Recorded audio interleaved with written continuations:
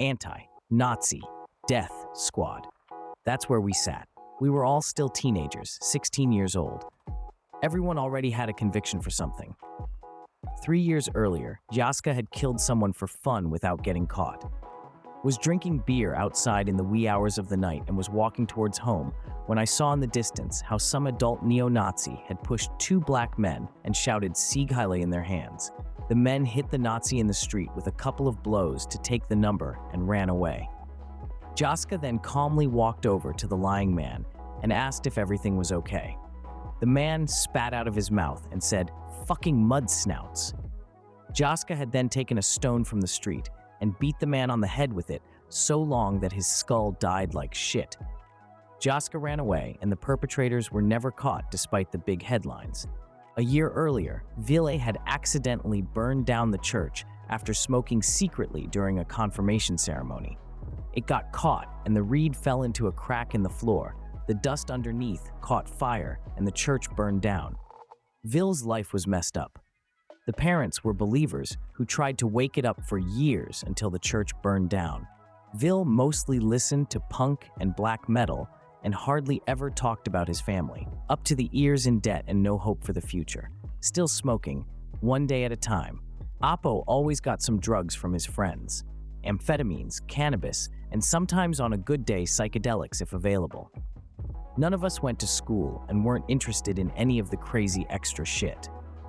Apo had been kicked out of high school when he had gone to an exam after staying up all night.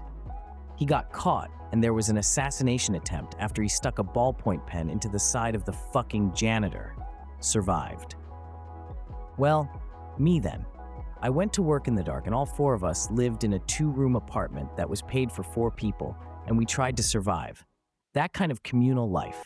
No one asked and no one monitored. We made home wine in 1 bucket constantly, and the beer was like the drink of the gods. I also had a criminal record. I had been caught in a gross assault when one idiot had a calf. I hit that calf in the head with a bottle, and it ended up in the hospital. I had to visit the police again in prison by now. There we were, all crazy in their own way, but we had each other. Over the course of months, that idea started to flow. From punk to Antifa, and from there to our own group, which was named Anti-Nazi Death Squad. We didn't have badges, tattoos, we dressed in a clean, flamboyant way. We were not recognized. A few years later, there we were, all 4 of us, in the basement of a house. We thought of ourselves as freedom fighters against 100 years of Nazi madness. 100 years of Nazis. Is it time to put an end to it?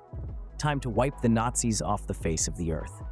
After all, we were radicalized, but basically good-hearted.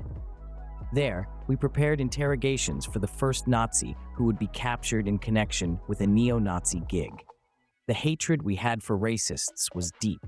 It was a cancer, a fucking sick cancer growing. Racism. Those sharky animals who acted like corrupt psychopaths who saw everything different as dangerous. If the Nazis were dogs, they would have been killed in the first place. Finally, the basement was ready, and it was time to hurry into the night. Nazi hunt begins. We took all the amphetamines and pulled on the balaclava. There was a gun in the glove compartment, and everyone had handcuffs in their pockets. It was 0330 in a remote bar in Turku, where there were neo-Nazis listening to the concert. We stopped a little further away and investigated the situation. That's where those animals celebrate.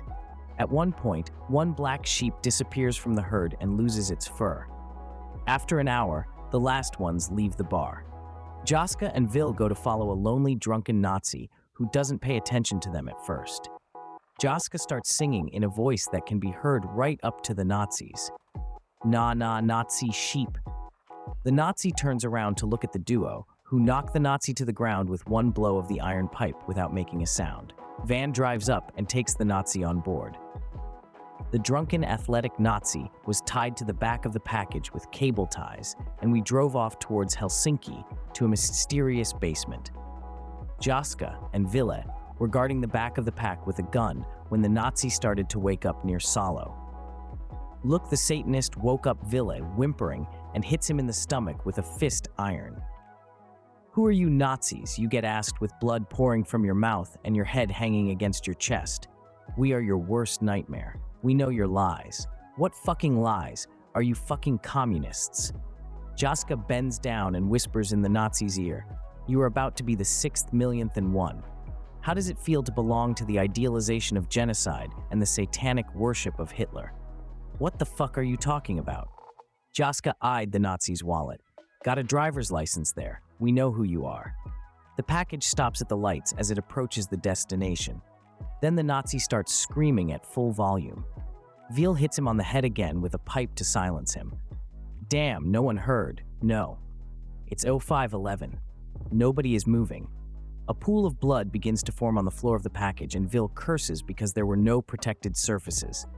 The two didn't bother to measure the pulse as long as blood was gushing from the head wound, a sure sign of life. An unconscious 25-year-old bald head was attached to a chair, then a chain through the ceiling beam to a big hook that was sunk through the Nazi's tongue. At the same time, the Nazi woke up when his tongue was pierced. A terrible scream began, but then the hysterical man began to calm down when Oppo pulled the chain that lifted the Nazi's head up. If you scream, your tongue will come loose. If you lie, your tongue will come off. That bloody Nazi, miraculously alive, had the worst hangover of his life, if he even noticed it. I had found out a lot of background information based on the identity of the Nazi in order to be able to target the questions. Question 1. Where do you have clubs in Finland? After stuttering for a while with blood running down his chest, the tearful Nazi tells everything he needs to know. At the end of the interrogation, Oppo pulls up the chain and the Nazi stands up with his head tilted up, his tongue slowly sticking out of his mouth. The Nazi is already on his toes with tears streaming down his eyes. "Is it tiring?" Villa asks. After a moment of silence, Vil shoots the Nazi in the knee, after which he falls to the ground covered in blood on his weight. The tongue detaches from the pharynx and remains hanging on the hook. Oops, the fish got away, but the bait stayed. The blood-pumping, screaming Nazi gasped for the last time and died of blood loss. Then we cremated the body, and Vil disposed of it one package at a time in the crematorium at his workplace. Vil was about to get caught when he started fooling around and took the tongueless loose end and kicked it into the fiery furnace. I kicked my head on the side of the oven, and a blood stain burned into it. It was then cleaned with chemicals. I fed Nazi tongue to my ex-girlfriend's dog while I was having sex. That's a chaotic woman. Whenever everything is fine, it wants to watch a romantic comedy that is made without drugs. I always leave this point, but worth for fuck. We broke up when it didn't stand up to my logic that movies are just an extension of a simulation of a straightforward life where nothing happens. A month passed and no headlines about the disappearance anywhere. We celebrated as a group for a successful first strike. We even bought cocaine and danced for a couple of days.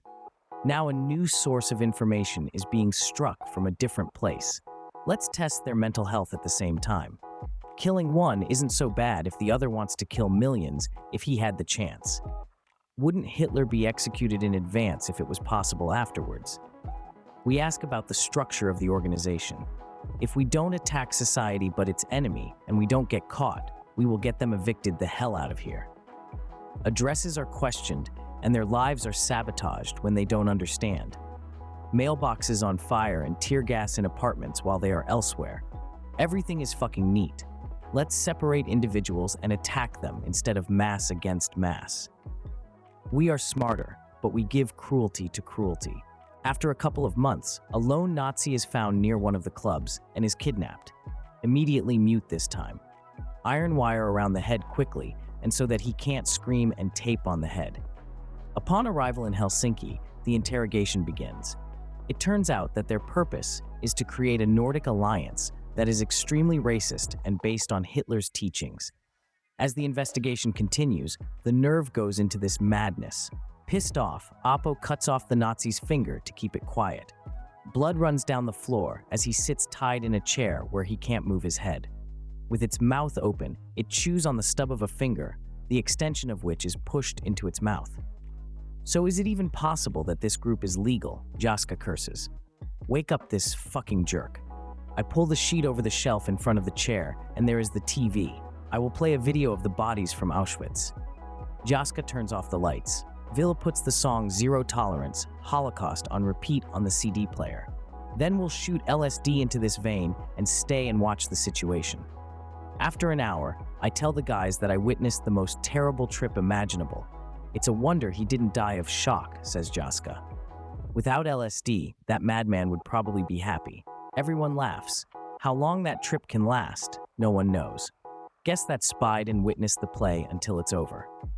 After 12 hours, as the trip continues, we start to get tired and bored. We have everything you need. Let's kill it and go. Whoever kills the Nazi, let's draw a stick, the longest wins. I'm glad I won. The bundled unconscious Nazi is taken back to the pack and driven somewhere to an abandoned gravel lot where the nearest person is about 10 kilometers away. When Nazi wakes up, you can see from his eyes that he doesn't know what's going on in his head. Bloody drool just flows from the mouth. I take a shovel and start shoveling one man's mass grave. When the hole is about right, I kick the panicking Nazi there with his face towards the sky. Does Nazi know what it feels like to be in the oven? What? Huh? The boys pour gasoline on it and I light the fire.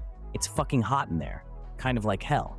I throw a burning stick into the pit and we watch how the bundled, flickering embers decorate as the smoke slowly rises into the sky. In time, the fire will stop and this one will breathe. Damn, do you guys realize what this proves? Holy shit. Then we shoveled the hole full, unable to finish the charred carcass. We level the surface and off we go. Sometimes you think about what makes sense in life and what doesn't. The world is sick of me. I count the magazine. The newspapers still don't report anything. Another month has passed. We need to change tactics. Otherwise, we will be caught when the third one disappears. Let's start the sabotage attacks. Let's somehow break into a club or something similar. Then the idea came out. We leave sabotaged liquor bottles in front of the club. Dissolved disulfiram pills mixed with alcohol. So much so that they get a heart attack or something similar after they have been drinking for a long time. It was funny to read when it ended up in the magazine with 2 dead and 1 in the hospital. The boys must be getting paranoid when people die and disappear. We laughed to death. What is the next sabotage attack? Is it true that ordering a gram of heroin from Afghanistan to one's home means that it gets caught in customs? I'll take care of it, and based on the address we get, we order a gram of sensitive stuff from the Tor network via the black market with a fucking message to the home of a Nazi. Expensive, but the idea also worked. We got the money from the Nazis themselves. We went to mailboxes at night and took invoices from there, which we scanned and attached the account number that went to a Bitcoin company, from which the money went to our Bitcoin wallet under the name Swastika Warrior. The fake, authentic-looking invoices worked and several hundreds of euros were collected. In addition, suspicious transfers remained in the Nazi account entries. The police conducted an extensive search of the man's apartment, and the local Nazis got a strange shadow over them.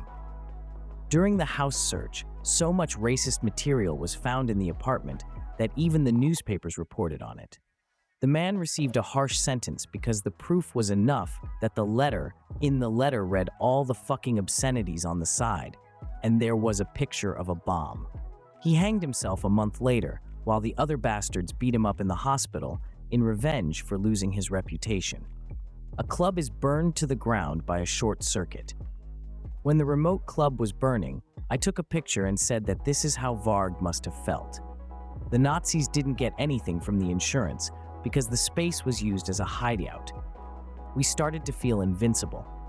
A USB stick was left in the club's yard with a homemade computer Trojan virus, and access to the security cameras was gained via the network.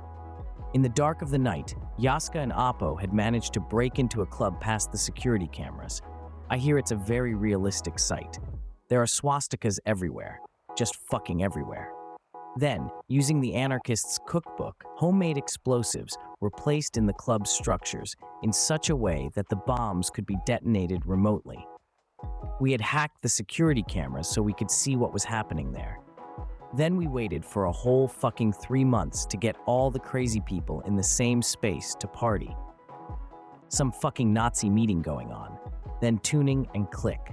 Didn't explode. Damn it. In the club, a series of small bangs are heard from the structures and smoke rises from under one of the counters. The Nazis are amazed. The electricity is still on. They get the screwdrivers and remove the counter. In the hollow space, they see a figure shaped like a scary ghost with a detonator on its head and smoke rising from it. Quickly, the first one to see pulls the detonator away. Smoke rises from the hole at Mirko's end, and the loose plastic eyes glued to it stare into the Nazi's eyes for a second, and then the whole damn building banged like a house of matches. 50 Nazis exploded. It was a comical sight when one loose end inside the swastika flag flew like a hot basketball, hundreds of meters away, and sank into the windshield of a driving car. The police started to get interested, and we got hot. No one knew or found out who did it. A year of silence was kept, and the investigation continues. The Nazis seemed already defeated, individual jerks without leaders. A large Reich of a few hundred people, Will laughs.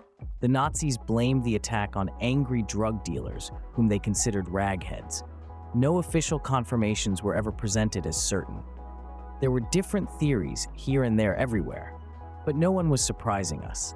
Then we write an anonymous manifesto in the mushrooms about how racism should be added to the definitions of insanity.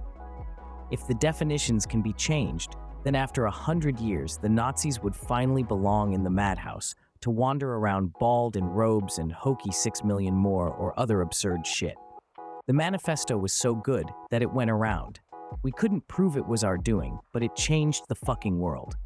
It's been a year since the law reform came, where the Nazis were sent to the insane asylum to drool all over the walls. We were winners, and no one knows what happened. We were told a lot of things in the manifesto. Are they race traitors who don't distinguish pigment? Are they traitors who don't understand them?